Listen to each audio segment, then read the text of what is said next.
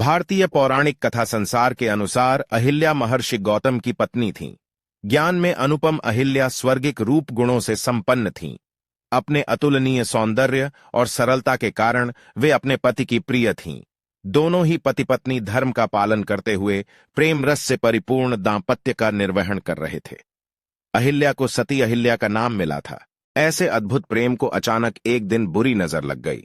यह बुरी नजर थी देवराज इंद्र की, जो अहिल्या के सौंदर्य पर मोहित हो गए थे। इंद्र को महर्षि गौतम की दैवीय शक्तियों और सामर्थ्य का ज्ञान था। इसके साथ ही वह अहिल्या के पतिनिष्ठ होने के सत्य से भी परिचित था।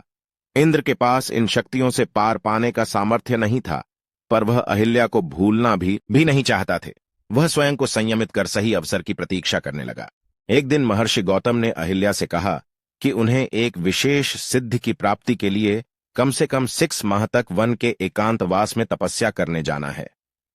अहिल्या ने उन्हें सहमति देते हुए उनकी प्रतीक्षा करने की बात कह विदा कर दिया।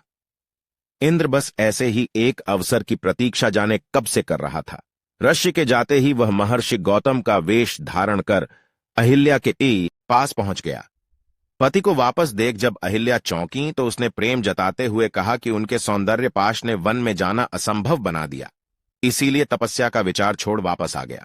देखते ही देखते 6 माह का समय बीत गया और एक दिन अहिल्या ने सुबह सवेरे अपने आंगन में अपने पति की चिर परिचित पुकार सुनी, जबकि ऋषि का रूप धरे इंद्र तब तक सो ही रहे थे। एक पल में ही अहिल्या को अनर्थ का ज्ञान हो गया। महर्षि गौतम को सामने पाकर अहिल्या पत्ते की तरह कांपते हुए उनके चरणों में गिर पड़ी।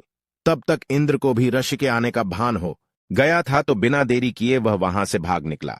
अहिल्या से सारा वृतांत जान ऋषि क्रोध से भर उठे और तुरंत ही उन्होंने श्राप दे दिया कि जिस स्त्री को अपने पति के स्पर्श का भान ना हुआ वह जीवित नहीं हो सकती।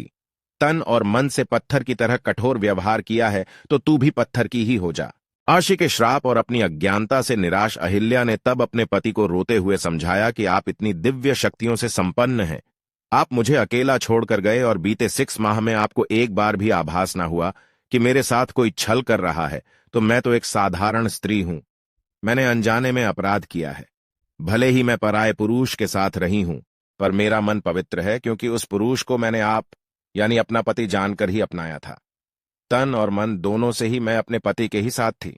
अहिल्या की बात सुनकर ऋषि उनसे सहमत हुए और कहा कि अब तो श्राप दिया जा चुका है, उसे वापस नहीं लिया जा सकता, किंतु त्रेता युग में भगवान विष्णु श्री राम के रूप में अवतार लेंगे और वनवास के दौरान तुम्हें स्पर्श करेंगे। उनके स्पर्श से ही तुम्हारा पाप धुलेगा और तुम वापस अपने स्त्री रूप को प्राप्त करोगी। ऋषि के श्राप को धारण करते हुए अहिल्या पत्थर की शिला बन गईं और घोर प्रतीक्षा के बाद श्री राम के पावन चरणों के स्पर्श से पुनः स्त्री रूप में प्रकट हुईं।